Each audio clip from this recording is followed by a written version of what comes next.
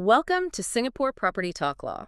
Great to be here. Today we're tackling something really quite disturbing, a story from Bedok South, an HDB flat incident it's pretty unusual. Extremely unsettling, yes. And if you find these explorations valuable, please do hit that like button and subscribe so you won't miss our future deep dives. Definitely helps the channel. So the core of this story, it starts with something almost unbelievable: blood actually dripping from a ceiling. That's right. It's a shocking starting point. And that discovery led to something much sadder.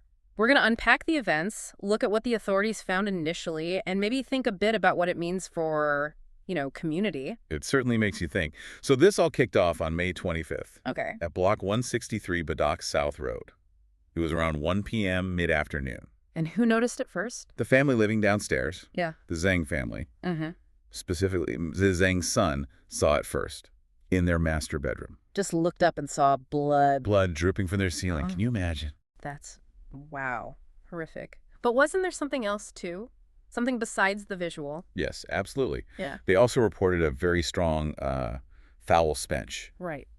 Ms. Zhang mentioned it, specifically seeing the blood and smelling this awful odor. It wasn't like, a simple leak. No, clearly not. That combination points to something terrible. Exactly. It signaled a serious problem in the flat directly above them. So, faced with that, blood dripping down, what did they do? What was the immediate reaction? Well, their first instinct was to figure out what on earth was going on. Naturally. So they went upstairs, Way. straight to the unit above. Okay. And when they got there, they actually found someone already outside the flat, the victim's sister. Oh, the sister was already there. Interesting timing. It seems she had her own reason to be worried, yeah. She'd arrived earlier that morning. We'll probably get back to that. But the neighbors seeing the sister there, what happened then? They spoke to her, explained the dripping blood downstairs, Mm-hmm.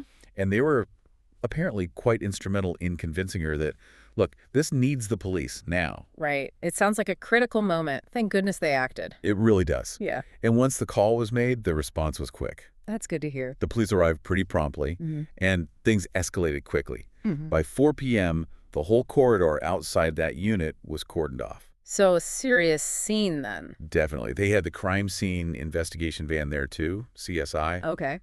And residents nearby, especially upstairs, were saying the smell was just overwhelming, even out in the common corridor. Just awful. So tragic. Do we know anything about the person who lived in the flat? We do know a little. The deceased woman was 77 years old. Okay. Neighbors apparently knew her affectionately as Nancy. Nancy. And here's the really sad part. She'd lived there alone for over 25 years. Wow. A long time living alone. Oh. It really highlights how someone can be, isolated, even in a busy HDB block. It really does. You're surrounded by people, but Yeah. And going back to the neighbors downstairs, the Zhang family, had they noticed anything before the blood? yes, that's another layer to this. Ms. Zhang's husband, Mr. Wu, he mentioned the smell. The smell again. He said it had gotten so bad recently that they'd actually stopped sleeping in their master bedroom. They moved to the guest room just to get away from the odor. So the smell had been there for a while then, before the dripping started. It certainly seems that way. Suggests things had been deteriorating inside the flat for some time. And the sister being there that morning. You said she arrived earlier. That's right. Another neighbor, a Mr. Salama, actually spoke with her. She'd apparently turned up around 10 a.m. To check on Nancy. Exactly, to check on her sister. But no one answered the door when she knocked. Hmm. And Mr. Salama confirmed, even back then, at 10 in the morning, there was already a noticeable stench coming from the flat. So the sister was already worried enough to come down personally. The smell was there. The door wasn't answered. Yes, multiple signs, really. Were there other things? Looking back, any other small details? Well, another resident mentioned seeing a food delivery bag. Yeah. Just hanging on Nancy's doorknob. Okay. It had apparently been there for 2 whole days. 2 days. Oh. It's the sort of thing you might see and not think much of, usually. But in hindsight... It becomes another potential flag, a sign that maybe things weren't okay inside. Precisely. And the sister's actions after not getting an answer also show her increasing concern. What did she do? She actually went home first to try and find a spare key for her sister's flat. Right, okay. Couldn't find one, it seems.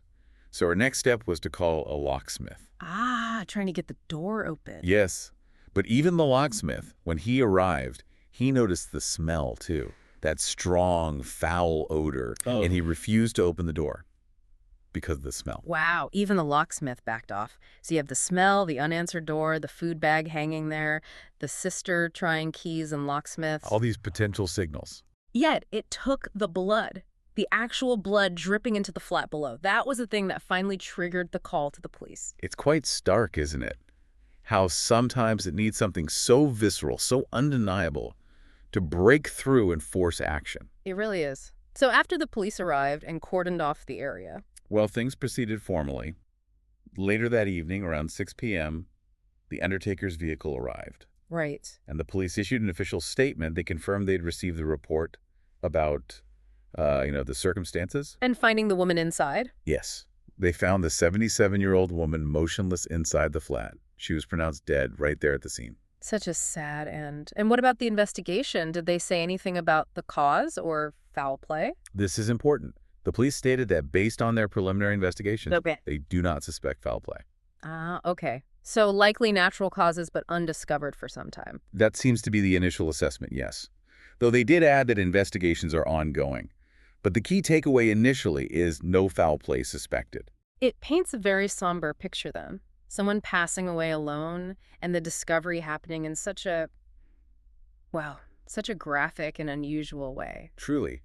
This whole incident in Bedok South, it's just a really jarring reminder, isn't it? Oh. About the lives happening all around us, maybe quite separate from our own. Yeah, lives unseen until something like this happens. And the way it came to light. That image of blood dripping from a ceiling. It's so visceral. It ended up revealing this really quite tragic situation of a woman passing away alone. It makes you think about community connection, doesn't it?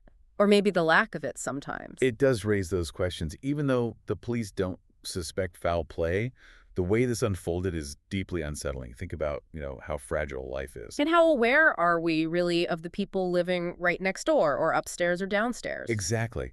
What does it say about how we live in these dense urban spaces when something like this can happen and go unnoticed for, potentially days? It's definitely food for thought, a really sobering story. It is. We hope this deep dive, though focused on a sad event, has given you a clearer picture of what happened. We really encourage you to maybe reflect on this case.